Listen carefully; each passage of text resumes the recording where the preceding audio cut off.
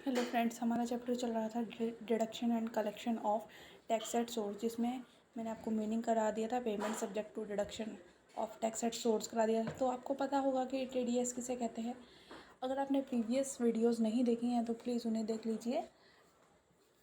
चलिए, आज हम बात कर रहे हैं सैलरी की। तो जो सैलरी होती है, सैलरी पर टीडीएस कब कटता है?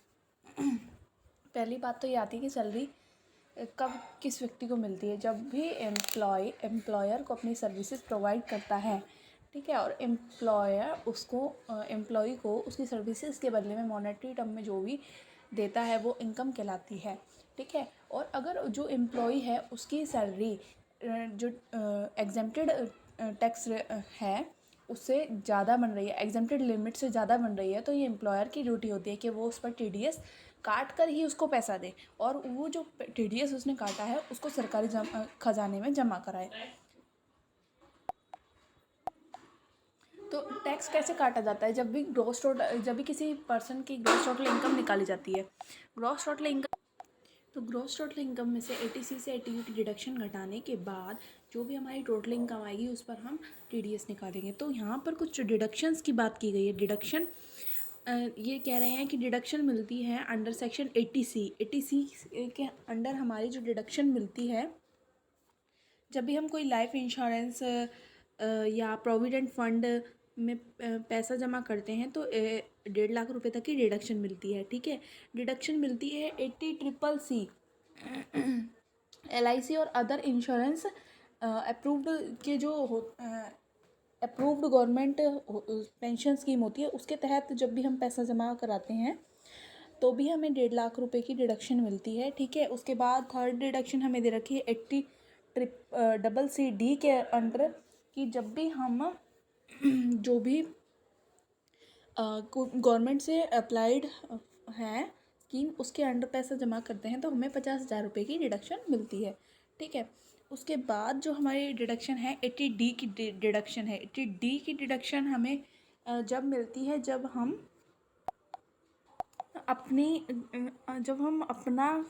अपना या अपने स्पाउस का लाइफ इंश्योरेंस करा रहे हैं या बच्चों का लाइफ इंश्योरेंस करा रहे हैं, और तो हमने उसमें जो पैसा डाला है उसमें हमें 25,000 रुपये तक की डिडक्शन मिल जाती है।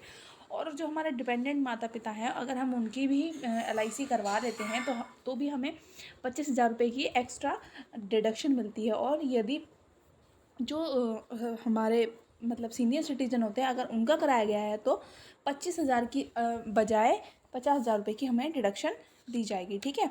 उसके बाद डिडक्शन है 80DD की। 80DD की हमें डिडक्शन मिलती है कोई भी नॉर्मल सीवियर है और उसमें 75,000 रुपये की डिडक्शन, और अगर स्पेशल सीवियर है तो उसमें 1,25,000 की डिडक्शन मिलती है, ठीक है।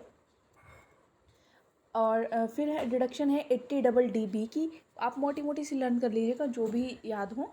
एक सैलरी के ऊपर एक पूरा बड़ा क्वेश्चन बन सकता है कि सैलरी पर टीडीएस कैसे कैलकुलेट किया जाएगा, ठीक है। तो इसमें से तो क्वेश्चन बनता है इस चैप्टर में से, तो थोड़ा सा ध्यान से कीजिएगा। कुछ बच्चे इसको छोड़ देते हैं चैप्टर को, जबकि अगर हम थोड़ा ट्रिकी वे से करें तो ये याद हो जाता है, ठीक है। अब है डिडक्शन 80DD की, जिसमें हमें किस चीज़ की डिडक्शन दी जाएगी।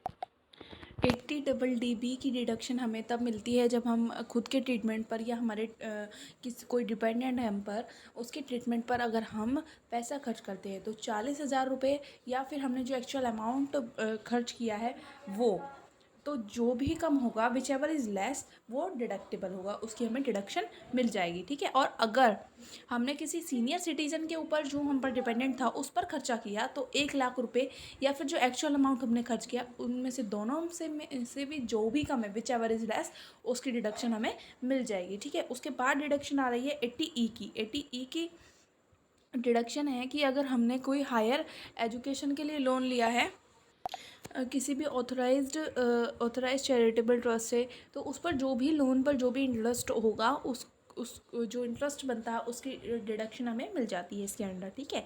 80DE में जो हमने एक रहने के लिए मकान लिया था, मकान पर मकान पर जो ब्याज बना, लोन लिया था, लोन रहने का मकान था, उस पर हमने लोन लिया है, और लोन पर जो ब्याज बना था उसकी राशि पर हमें क्या मिल जाएगी, डिडक्शन मिल जाएगी। पर 80EE में एक डेट है, आपको इसको इतना ज़्यादा डीपली करने की जरूरत नहीं, वैसे बता देती हूँ। अगर हमारा लोन सेंक्शन हुआ है 1 अप्रैल 16 से लेके 31 मार्च 17 के बीच में, तो ये डिडक्शन आएगी 80EE के अंडर।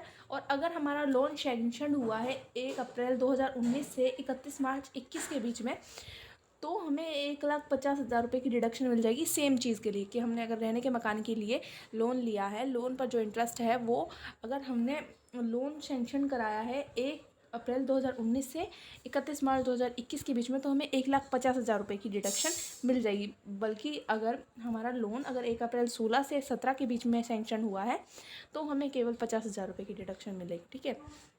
उसके बाद हमारा आ रहा है 80EE कि अगर हमने कोई इलेक्ट्रिक व्हीकल ख़रीदने के लिए कोई लोन लिया है, तो हमें 1,50,000 की क्या मिल जाएगी, डिडक्शन मिल जाएगी, ठीक है। उसके बाद 80G की डिडक्शन में अगर हमने कोई डोनेशन किया है तो उससे रिलेटेड हमें डिडक्शन मिल जाएगी। 80GG में हमने कोई भी किराए के भुगतान के लिए कोई भी किया है के संबंध में हमें मतलब हमने किराया दिया है, तो उससे रिलेटेड हमें छूट मिल जाती है 80GA में। मतलब कि कुछ हमने सर्टेन मतलब कि कुछ हमने डोनेशन किए हैं इसमें भी, तो हमें छूट मिल जाएगी। 80TTA में हमने क्या करा है कि जो सेविंग अकाउंट है, अकाउंट में हमें जो इंटरेस्ट मिल रहा है, जो भी हमारा डिपॉजिट है इंटरेस्ट, उस पर जो इंटरेस्ट मिल रहा है, इंटरेस्ट पर जो भी अगर वो अमाउंट 10,000 से कम है तो उसकी डिडक्शन हमें मिल जाती है, उस पर हमें कोई भी TDS नहीं देना पड़ता, ठीक है। 80TB के अंडर क्या है कि कोई भी ब्याज है, ब्याज के केस में हमें क्या होगा, 50,000 की डिडक्शन मिल जाएगी। 80U में कोई भी हमें अगर कोई एक रेजिडेंट पर्सन है और उसको कोई नॉर्मल सीवियर नॉर्मल डिसेबल है तो 75,000 की डिडक्शन मिल जाएगी। और अगर कोई सीवियर स्पेशल सीवियर है डिसेबल है तो 1,50,000 की उसको डिडक्शन मिल जाएगी, ठीक है। उसके बाद बात करते हैं रेट्स ऑफ टैक्सेस की। तो आपको ये पता ही होगा, मैंने आपको बताया है इंडिविजुअल वाले चैप्टर में कि इंडिविजुअल में अगर कोई सीनियर सिटीज़न होता है, सीनियर सिटीज़न जिसकी एज 60 से लेकर 60 है, 60 से ऊपर है पर 80 से कम है, वो सीनियर सिटीज़न होता है। तो उसके लिए लिमिट होती है मतलब 3 लाख पर हमें कोई भी टैक्स नहीं देना पड़ता। अगले 2 लाख पर 5% से और अगले 5 लाख पर 20% से उसे टैक्स देना होता है, और जो भी बैलेंस बचता है उस पर 30% से। अगर आपने वो वीडियो नहीं देखी तो उसको ज़रूर देख लीजिएगा, उसमें मैंने बहुत अच्छे से एक स्पेशल वीडियो बना रखी है इस पर।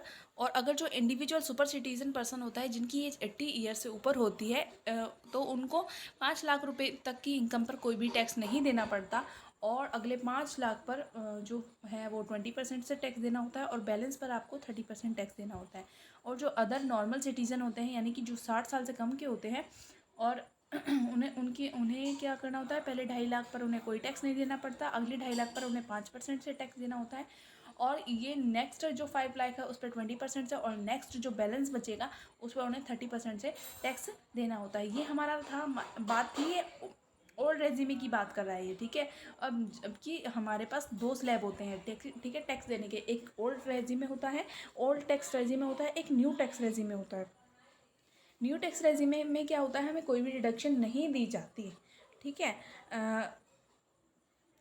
कुछ सर्टेन ही डिडक्शंस हैं जो कि हमें दी जाती हैं, उनके अलावा हमें कोई भी डिडक्शंस नहीं दी जाती। और इसमें क्या है, कुछ रेट्स कम हैं क्योंकि इसमें हमें कोई डिडक्शन नहीं दी जाती, इसलिए इसमें रेट्स थोड़े कम है। पहले 2.5 लाख पर कोई भी टैक्स नहीं देना होगा, मैं इस सब के लिए एप्लीकेबल है। और फिर 2.5 लाख से 5 लाख रुपए की अगर है तो हमें 5% से टैक्स देना होगा। 5 लाख से अब यहाँ पर क्या हो रहा है, सीधा 2.5 लाख बढ़ रहे हैं।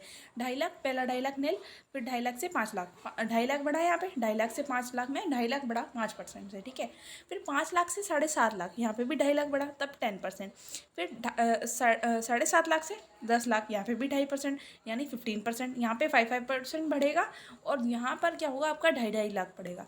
और फिर 10 लाख से 12.5 लाख पे 20%, फिर 12.5 लाख से 15% पे 25%, 15 लाख से जितना भी ऊपर होगा वो 30% से हमें टैक्स लगेगा, ठीक है। ये जो न्यू टैक्स रेज़्यूमे है, इसमें हमें कुछ भी डिडक्शन नहीं मिलती है, कोई भी डिडक्शन नहीं मिलती। हाँ, जब जीटीआई में से जब हम कैलकुलेशन करते हैं तो ये क्लेम तो ज़रूर करेगा, लेकिन उनको कोई भी डिडक्शन नहीं दी जाएगी। और एक इंडिविजुअल एचयूएफ मतलब जो भी हमारे पर्सन्स हैं वो मतलब कि कोई भी रेज्यूमे के अकॉर्डिंग टैक्स दे सकते हैं। इसमें क्योंकि डिडक्शन नहीं दी जाती, इसलिए हमारे टैक्स के रेट्स कम हैं, 5, 10, 15। वहाँ तो सीधा 5% से सीधा 20% बढ़ता है, फिर 30%। तो इसमें क्योंकि यहाँ पर डिडक्शन दी जाती है और यहाँ पर कोई भी डिडक्शन नहीं दी जाती, कोई भी डिडक्शन नहीं दी जाती। और अगर मैं मान लीजिए मैंने एक साल ये न्यू टैक्स रेज़्यूमे अपना लिया, तो मैं बार बार चेंज नहीं कर सकती, ठीक है। एक बार ही मतलब कि कुछ अगर रीज़न हो, कुछ सर्टेन रीज़न को बताकर वो चेंज कर सकते हैं, ठीक है। अगले वीडियो में हम बात करेंगे सरचार्ज की। Thank you so much for this video. अगर आपको वीडियो पसंद आई हो तो like, share, comment and subscribe जरूर कीजिएगा। Thank you so much. और कमेंट में मुझे ज़रूर बताइएगा आपको वीडियो कैसी लगी। Thank you.